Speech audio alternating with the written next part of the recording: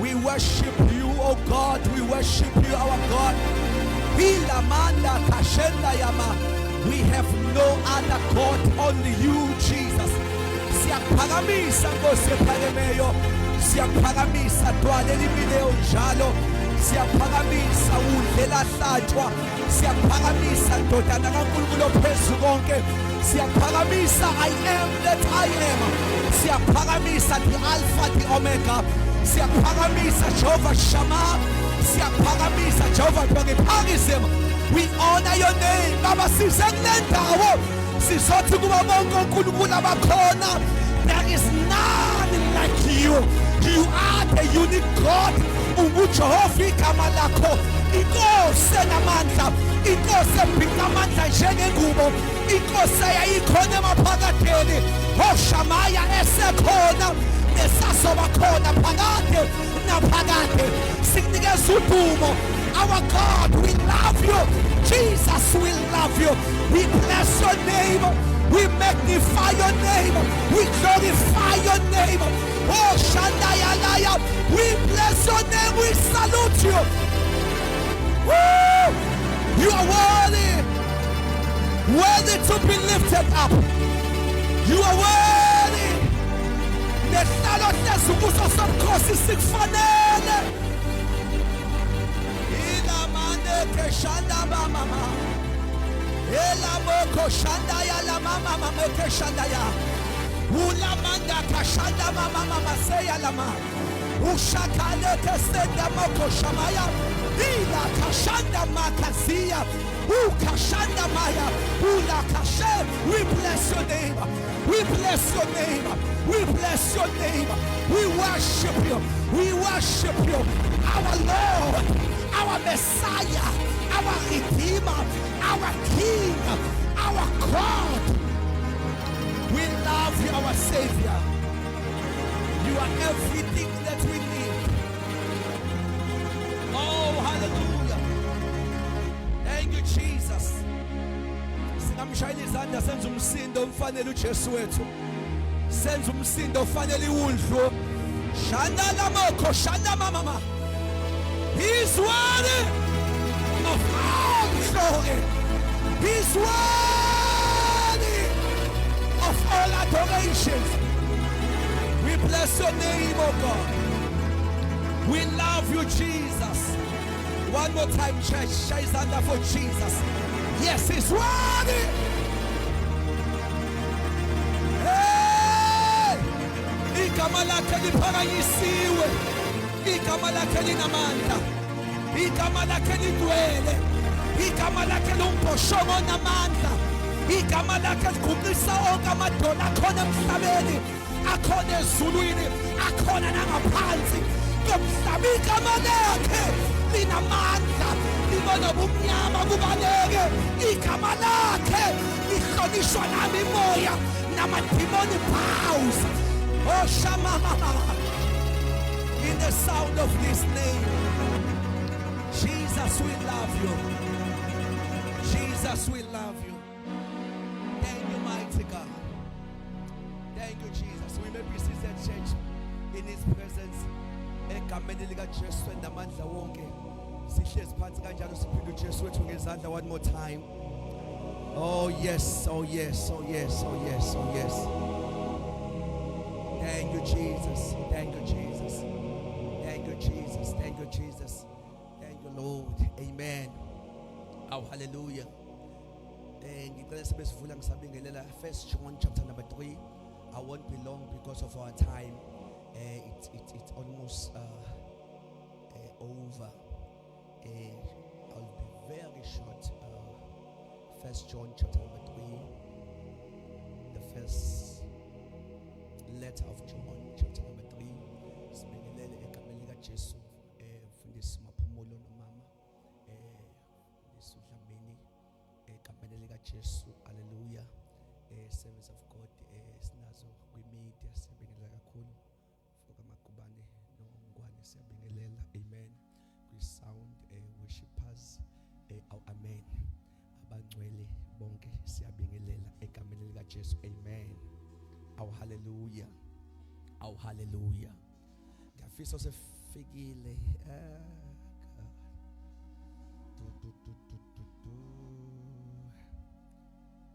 Glory to Jesus. Amen.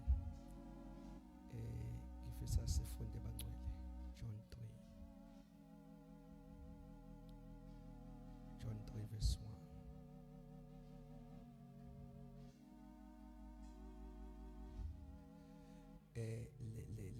Let's see what great love the Father has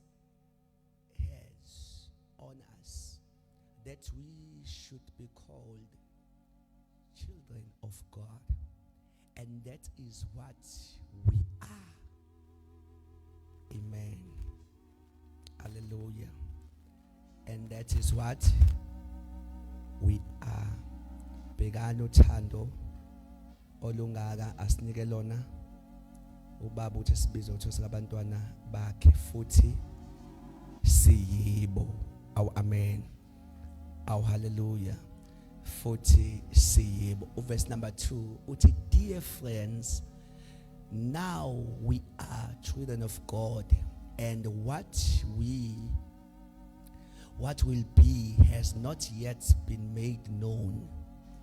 But we know that when Christ appears, we shall be like him, for we shall see him as he is. Amen.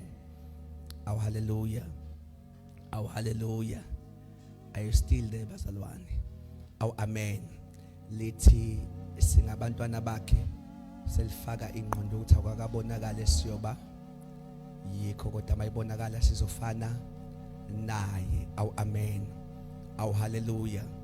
The last verse, which is verse number 3, it and everyone who has this hope, yipi hope, ilipi themba, I hope ile verse 2 or tell verse 2 umebonakala sizofana naye. Aw amen.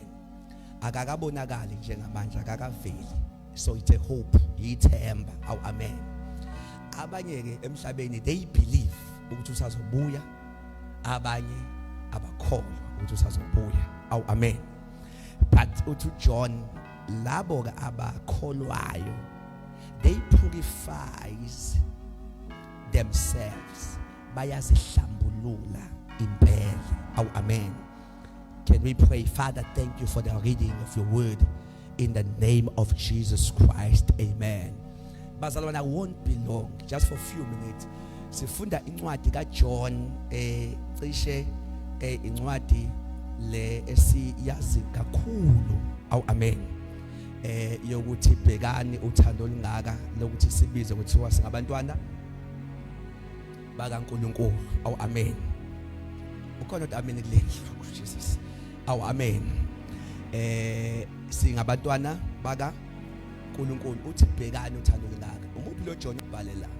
Lo John obhalela yilo bhala incwadi le ngale kaJohn kumavangeli le ekumavangeli awu4 from Matthew, Mark, Luke and John. Lo John uyena futhi obhalele kaJohn. Lento yakhe yothando olungaka siyamkhumbula ebhala a very powerful verse kuJohn ongale chapter 3 verse 16 ethi ngokuba uNkulunkulu walithanda izwe kangaka. Siyamkhumbula ethi walithanda waze wanikela ngendodana yakhe ezelwe yodwa. Sikhona bazalwane. Ngale umekhuluma sizokhumbula bangcwele ukuthi ukhuluma nobani. Chapter 3 wayekhuluma noNicodemus. Siyakhumbula bangcwele. Yonke le yanto ezethi njengoMoses ephamisa inyokethu usehlane kanjalo indodana yomuntu emele ukuphakanyiswa. I-conversation isuka kuNicodemus. So kushuthi isuka kumuntu owayengakakholwa le ndaba engale. Esethi ke ngokuba uNkulunkulu uthande izwe kangaka. Uma uthi uyachecka la lolu thando olungapha lihlukile mayithi bhekana uthando olungaka sengathi usekhuluma nabakholwayo. Kanti ngale kungathi uaddressela umuntu ongakafika ekukholweni onyonyo bekusuku. Awukusho amen la endlini. owanyonyoba ebusuku yebo wayesonta ngoba that man yayikwi-group ebizwa nge-Sanhedrin kwi-council yakamaJuda inesikhundla lapho kumaJuda kanti ayazi lutho ngokuzalwa kabusha.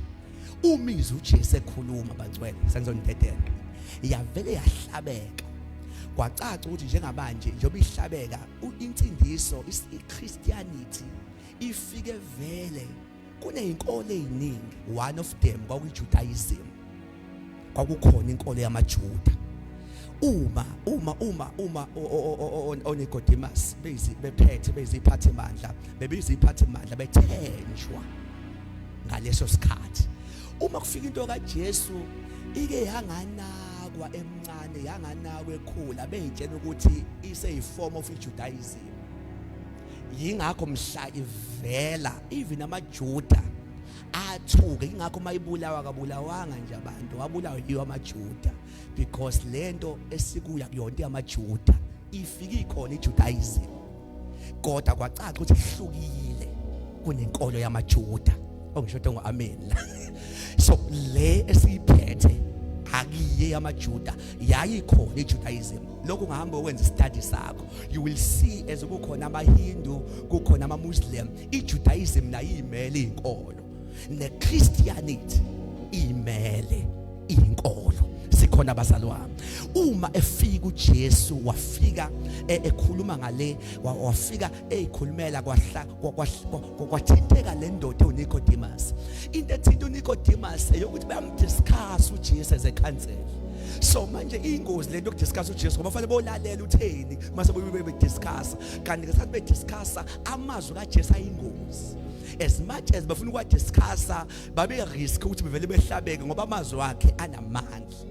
Bazancela ukuphinda le babehlezi beqoqa amazwi kanti baqoqa amazwi omuntu oyinkinga. Amazwi akhe akazi ukukhuluma emanzini ejika amanzi ebewayini. Amazwi akhe akwazi ukukhuluma bazalwane ekhuluma entweni engekho ivele ibe khona. Amazwi akhe anamandla. Sikhona abangcwele uma uNkulunkulu wethu kungathi benza imistake la yokuthi behubhe yabona ukuthi uhubha into kanti iyovela ikubambe baqoqa bathi hayi uthe namhlanje uthe uma uNicodemus seyedwa endlini wayizwa lento ukuthi sengathi nami ngiyayifuna lento. Sikhona abangcwele athi nami sengathi ngiyayifuna lento ngimdala kangaka angaze ngizalwe kabusha yini yona leyo yini waba nama questions wazwanyenyoba ekusuma ifika kuJesu wathi Jesu ufike eqhamuka sethi siyazi lamagama athi siyazi uyambona ukuthi uzeyedwa kodwa usuka kubantu abaningi wathi siyazi ukuthi wena umfundisi futhi uvela kuNkulunkulu. Wayesethi ngoba akekho umuntu ongenza izinto ozenzile how kusho kanti izinto ezenza uJesu beyiqoqa beyidiscuss kanti badiscuss indaba zomuntu eziyinkinga. Sikhona ukuthi abasalwane badiscuss indaba zomuntu oyinkinga badiscuss izinto zomuntu oyinkinga. Yabo ngiyamsaba umuntu ohlangana nalezi indaba zikaJesu kodwa zingamshintshi indlela esinamandla ngayo lento ikwazi ukukushintsha wawuthe ngeke ngisindiswe. But uma uke wahlangana nayo amazwi akhe anamandla okukushintsha noma kade ungawafundi. Sikhona kodwa abasalwane uma ephenduka uNicodemus bexoxa njalo bexoxa wafika uJesu manje uJesu ubhizi uyamshumayeza hayi uzozalwa ngamanzi uzalwa nangomoya. Uyabuza ngizalwe kanjani ngibuyele eswini sika mama yini uthi hayi uzozalwa ngamanzi nangomoya. Wafika lapho sethi uJesu ngoba wena ungcono uyindoda yomkhandlu wamaJuda. EmaJudeni bebeyiphatha iBhayibheli libizwa ngeBhayibheli lamaHebheru thina silibiza ngeOld Testament. Ilelo iBhayibheli bebeliphatha lidala iOld Testament iBhayibheli babeliphatha. Ingakho nje uJesu ekhotha ukuthi kulotshiwe behleze ekhotha iOld Testament nikhona abangcwele. Wavela uJesu wathi ake ngokhotha indaba kwiOld Testament kaMoses ephakamisa inyoka yethu usehlane ngoba ngiyazi ukuthi noma ungakholwa kodwa leyo ndaba uyayazi. Wamkhothela leyo ndaba wathi njengalokho uMoses ephakamisa inyoka yethu usehlane kanjalo indodana yomuntu imelo ukuphakanyiswa. Sikhona abazalwane lithi iBhayibheli uma esho lokho uJesu waqeda uJesu wayesethi ngokuba uNkulunkulu uthandile izwe kangaka waze wanikela. Yabona uJohane ongale udayisa uthando lo Johane osufundayo usengathi mayithi bhekani uthando olungaka sengathi ukhuluma nabantu ababethandiwe sebeze bakhohlwa ivalue yothando. Nikhona kodwa abangcwele ngoba kuyenzeka ukholwe kodwa ubuye uyijense ufana nabo bonke abantu. Kuyenzeka lento yokukholwa ngoba lento yokukholwa ibihluphe ngoba singena ezitolo ezifana nabantu sidla izinto ezifana nezabantu bonke sibe ngathi sinormal. Izingqondo ithi ayikho umehluko enginawo nabanye abantu. Sengathi uJohane la umebhala ulanda laba abantu abadayisela uthando ngale abatshena ukuthi uNkulunkulu uthandizwe kangaka waziwanikela ngendodana yakhe baluthatha uthando lwakhe. Bathe sebelithathile bahamba laphola laphola bangaliveluwisha. Ichapter siyifundayo bangcwele senginidedela uza kuba uthi bhekani uthando olungaka. Uzama akakhuluma nje nabangakholwayo, ukhuluma nabakholwayo. Kodwa abahamba bekhohlwa ukuthi ukufa kwendoda kusho ukuthini, ukuthi khona indoda iyadela ubukhosi bayo yafa ingenasono. Leyo nto ivele engakanani awubangcola nikho ukuthi uJesu uJesu wafa wenza uNkulunkulu kade ehlala kumasinagoge engasahlali kumasinagoge manje vele ehlale kithi. Ingakanani ivelu ungakanani mezobiza thina njengokuthi siyithempeli lakhe. Do we understand ivelu yokuthi thina sihamba sithwele uNkulunkulu, sihamba amagama ethu elotshiwe ezulwini. Uzathi uPaul mayikhuluma ethi sasingena uNkulunkulu, ethi sikude naye, ethi siyizinja, ethi singaphandle kombuso. Mayisethi kodwa ngegazi lakhe uJesu senziwa saba seduze. Can you say amen bazalwane? Le yensindiso is more than into yama blessings. Kukhona isikhathi ngamabhonus endlela kodwa ukudlula ama blessings into enkulu eyokuthi safelwa, sathandwa, kwalenga umuntu endaweni yethu. Khona owadela ukuphila edelela thina sihamba sifelwe sikhona kodwa abangcwele. Usathi kube bhekani uthando olungaka, bhekani uthando olungaka. Lamagama athi bhekani uthando olungaka uthi uJohane hamba ubuyume ucheck lento iphethe singakanani ngoba the more uhamba ugcina uyijenisa uphethe into efana nabo bonke abantu. Akangimemeso amen ungekho ukuthi usindisiwe leyo nto ihlukile, ukuthi usindisiwe leyo nto inkulu. Hayi mbazwelane noma ningekho ungahlala ungabi imillionaire, ungahlala ungabi nalutho, but ukuthi usindisiwe leyo nto leyo inkulu leyo nto. Ngoba ichaza ukuthi uzethu uPaul mayikhuluma ngathi uthi ukuphila kwethu kufihliwe ethi kuKristu kuNkulunkulu. Ukusindiswa chaza uzohamba la emhlabeni kodwa wena ukho la emhlabeni, uhamba la ngenyawo kodwa ukuphila kwakho kufihliwe kuNkulunkulu. Mayisethi uJohane njengalokho enjalo ezulwini nathi sinjalo emhlabeni. Awuma befuna ukubona yena uvele wayishiya kithi besingobani ukuthi sibe yilento ayiyo. Bhekani uthando olungaka. Sikhona kodwa abazalwane lokuthi sibizwe ngokuthi singabantwana bakaNkulunkulu. Sikhona abangcwele ukuthi sibizwe ukuthi singabantwana bakaNkulunkulu. Maseshenye into abangcwele usethi ke futhi siyibo. Uyabona lapho kuba sengathi uthi ngesikhathi nginitshela ukuthi ningabantwana bakhe ngilindele ukuthi ingqondo izophika, ngilindele ukuthi ezinye izimo sothi uma ngumntwana wakhe wayinto nje engahambi kahle. Kuyenzeka sikholwe ezinye izinto zingahambi kahle kodwa lezo ziphike ukuthi singabakhe. Awubangcwele yazi ungowakhe noma ukulala ungadlile. iChristianity asingayehlisi ivalue yayo siyise into eziphathekayo. This thing is big than into engenayo. Le yensindiso ingakho noma kungenalutho still inkulu ngoba ubukhulu bayakudala ukuthi nginani. Hayi bangcwele le inkulu ngemvelo yayo. Usethi futhi siyibo. Ake sithi futhi siyibo. Ake sithi futhi siyibo. Now uthi ke singabantwana bakhe usethi futhi siyibo. Masevele ethi izwe kodwa lisazi.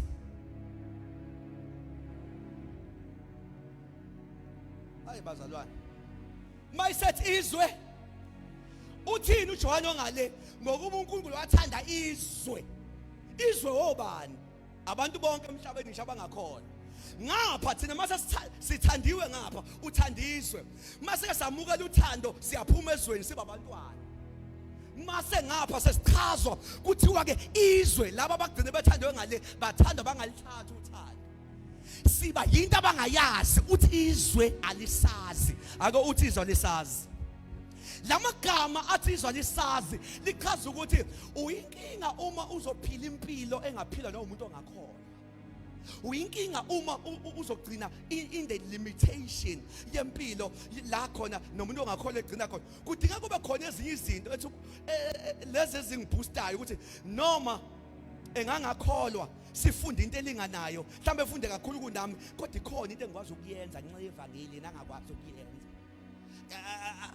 athi noma ngidadishe siyafana hey kodwa ngeke sengididile la sengididile angisamboni la sengididile hayi bangcola nikho you cannot match the standards of this world awukwazi ukuba yinto ngqo understandwa abantu bezwe uba wena ungumntwana uthi izwa lisazi lichaza ukuthi kunala khona izwe ifike livula umlomo khona likhamisa lithi ha bengalindeleke uzokhuluma kanje la bengithi uzothi bengalindele uzokwenza ukuthi la bengithi uzokwenza ukuthi ngiyabuthandaza namhlanje may the Lord raise the sons the children of God abangaziwa yizwe uthi izwe elinjani alisazi mase vele eveza imbuzi wayi lingakwazi uthi alikwazi ngoba limazanga okwenzile wena hayi bangcwele lichaza ukuthi umuntu noma engazohlala nawe ngeke understand fanele eze inkosini ekwenza umntwana ukuze understand wena ngicela ukuyiphinda leyo namhlanje lichaza ukuthi nomuntu ningalamana naye kodwa khona izinto angeke iqonde ngawe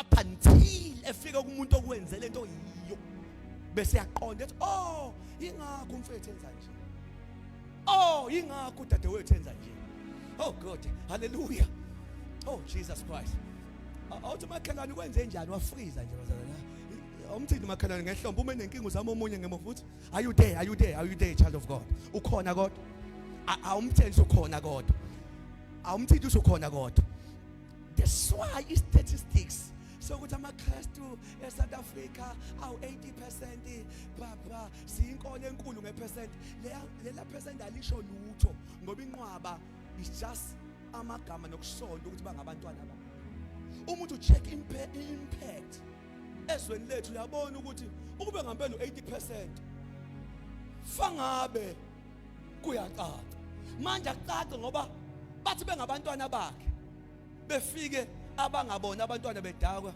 nabo bedakwe na amen awukho amen uyaphuma kwesikhathi ngokukhuluma izinto fanele uhubhe izinto ezijulile ukuze uphuma amen uma belala anywhere nawe ulala noma ikuphi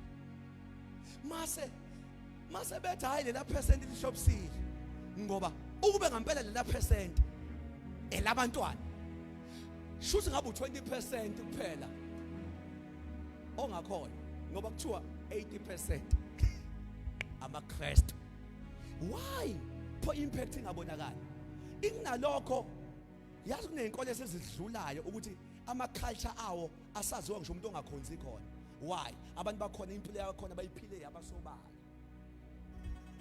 bayiphile ngisho umuntu ongekho kuyo waze hayo bani bathandaza ngowani hawo bani abagunde ekhaya ayanikho bangcwele kusho umuntu ongayanga enkolweni yabo kodwa abantu bakhona bayiphilile awu ngiyathandaza mina bangcwele sengathi singaba yinto izwe lingayazi ngiyanqaba ukuba yinto eyaziwayo ukuthi hayi besazi vele ubhuti uzophendulethi besazi vele kudingeka kube khona la bethi hey besingalindeleke kodwa ukuthi lokhu uzokwenza nje why is because uma ngingakholwa bangakholwa izwe aningazi bazongazi nini fanele beze bazi loyo ngenzile ngaba umntwana bazaya sivalene egcineni usethi masevala uJohane uthi izwa lisazi uthi kodwa mhla ibonakaliswa hayi bangcwele lo mhla ibonakaliswa ufaka emva kokutheni asaziwa usengathi uthi ungabi nandaba ukuthi awaziwa ukhona ozovela ufane naye hayi ngicela ukuyiphinda le sengathi uthi ungastresswa ukuthi mawuqalaza bonke abantu sengathi uphila impilo ehlukile nje emsebenzini nje esikoleni noma ungangafana namuntu kodwa mhla yena ebonakaliswa uzoyibona wenza awukananga umuntu ebengifana naye ola lonke. Bengithi ngizama abangane abathize ngivele ngingafiki. Ngithi ngizama abathize ngingafithi. Hawu nanga umuntu. Awu mina ngiyathandaza abangcwele ukuthi engathe vela ngivele ngifithe kubantu kodwa ngingafithi kuyena. Kungcono ngingafithi kubantu kodwa kuye mayevele emafini. Ngivele ngibe yilento ayiyo. Sikhona kodwa bazalwane. Selithi ke mhla ebonakaliswa sofana naye. Le incwadi le verse mawuyifunda ayisho sisojika sifane naye. Namanje sifana naye ingakho izwe lingasazi. Awuyukujika mhla evela. Manje akavelile kodwa vele sifana naye. Ubona ngani mase ufana naye? Check ukuthi uyafana neso izwe liyakwazini. Njengamanje engakaveli kodwa izwe liyimeasurement yokuthi transformation singakanani kimi. The more izwe liphela kimi the more ngifana naye. Oh, should the more kugcwaliswe kimi the more ngicipha yena. Akukwazi ukugcwala izwe naye gcwala. The more kugcwala yena izwe the more lehla. Awu ngiyathandaza. Sinamakholwa yeba nama gifts yebo sidumile kodwa nange engabonakali kithi. Sibona ngani ukuthi akabonakali? Sibona ukungakobeswe umngakobeswe. Ayikho into ongasayitholi kubantwana bakaNkulunkulu. Masuyibuza ukuthi makugcwaliswe uphi lozovela. Lithi mhla evela sizofana naye. Masumbhali evele yeke masethi onethemba njalo. Iphi ithemba? Elokubelieve kwi second coming uthi usazobonakaliswa. Uthi onethemba.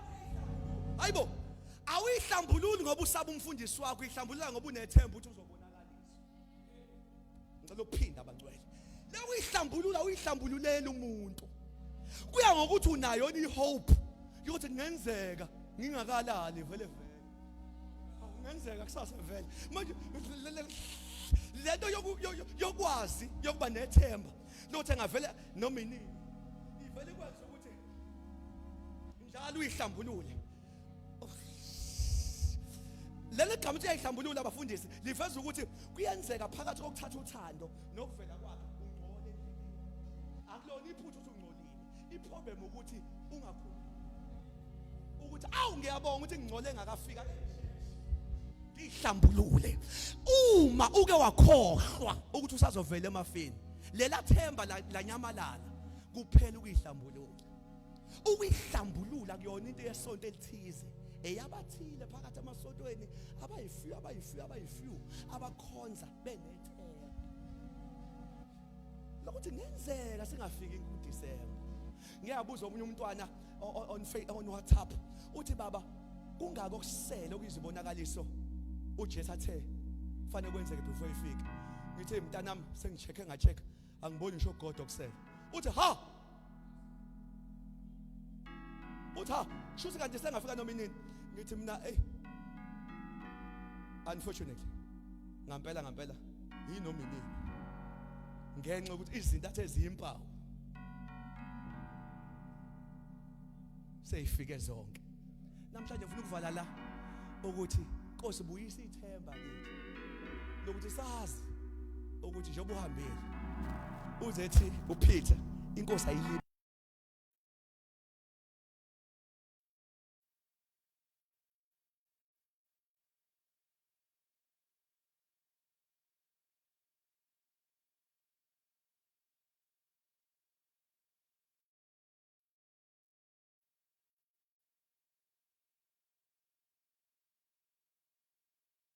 yokwenzani bazalwane yokuyihlambulula. Awu bazake ngikhulume bazalwane ngithandaza siyihlambulule ngisho emicabangweni ukuthi hawu Nkosi hawu ngaze ngayicabanga into ebolile hawu ngaze ngayikuzwa siyayihlambulula impela. Let us stand on our feet as we're about to pray. Thank you, Lord. Thank you, Jesus. Thank you, Jesus. Thank you, Lord. Umoya wami Nkosi ulambe Shanda moko saya. Sengi dinga. We are about to pray. Moya wami Nkosi. Moya wami Nkosi. Ulambele wena ulambele. Sengidinga wena. Sengidinga. Shanda mosai. Ithi oh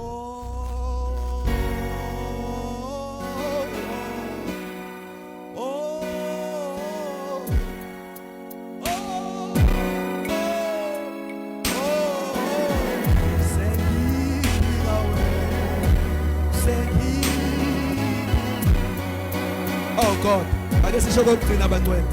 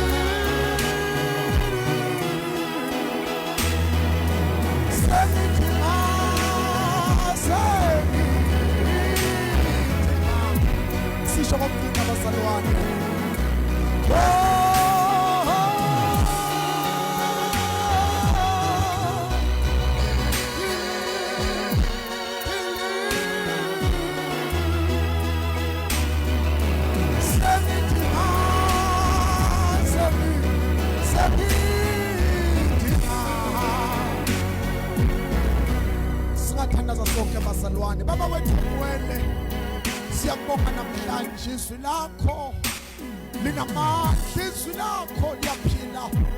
We thank you Almighty God kuliqiniso baba ukuba yilo lodwa linkembe ekhaliphayo hlangothi zombili akwenzeki moyingcwele ukhuluma isidingo singekho. Siyabonga namhlanje ukuba impela ukhulume kahle nathi. Izwi lakho ligcwele, izwi lakho liyaphila, izwi lakho linamandla, izwi lakho lingumposhomo onamandla bagcwele nabalungileyo babalekela kulo bese balondeka.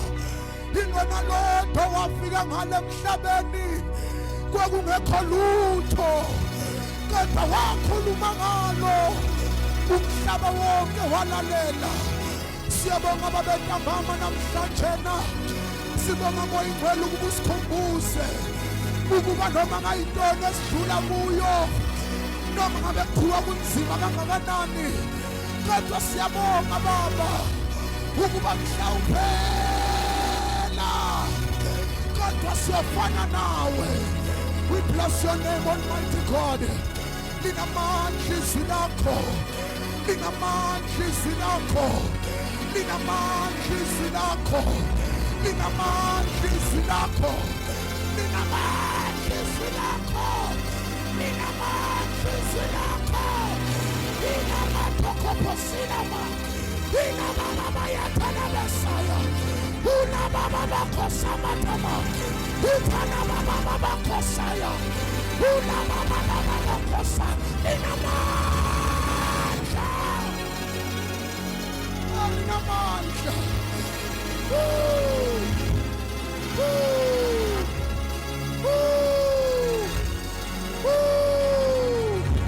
We bless your name Almighty.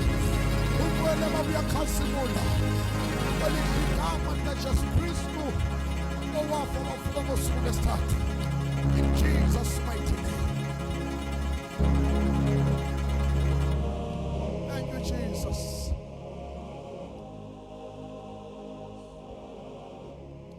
Baba uNkulunkulu uNkulunkulu ophilayo namandla. UnguJehova Rafa, unguJehova Nisi, ungu-Alpha no-Omega, unginguye nginguye. UnguNkulunkulu emhlabeni phansi, unguNkulunkulu emhlabeni phezulu, unguNkulunkulu nangaphansi komhlaba, unguNkulunkulu odale yonke indalo esemhlabeni ithobela wena. Wena Nkulunkulu wazi ukuvuka, wazi nokulala kwethu, wazi ukukhala, wazi ukujabula. Wena Nkulunkulu ofinda yonke imvelo ebusika nehlobo. Wena Nkulunkulu odale zonke izilwane, waba uprovider wazo. Wena Nkulunkulu ongahlula ilutho, ongahluleki. Wena Nkulunkulu othotshelwa imvelo yonke besinobantu singamfanekiswa ngaka ukuba sangakuthobela. Siyabonga sithola sithandwa sethu, siyabonga dwala ensindiso yethu, siyabonga Jehova namandla, siyabonga uNkulunkulu othongcwele, sibonga izwi lakho eliphilayo, sibonga izwi lakho uNkulunkulu olamandla elinamandla, siyabonga uNkulunkulu othongcwele, udumo lonke lungo lwakho nenkazimulo ngeyakho. Thatha indawo namanje ngegama likaJesu, simqhubele izandla enkulunkulu wethu emakhanda ethu, sithi worthy. Simnika udumo, simnika udumo, simphakamise namanje ntambama, simqhubele izandla ezinkulu. Haleluya, haleluya, haleluya, haleluya, haleluya, haleluya. Haleluya bangcwele, siyabonga kakhulu uNkulunkulu. Ngeke ngidle isikhathi bangcwele. Haleluya. Ake siqhubele nje uNkulunkulu izandla ezinkulu bangcwele, ufanelwe udumo.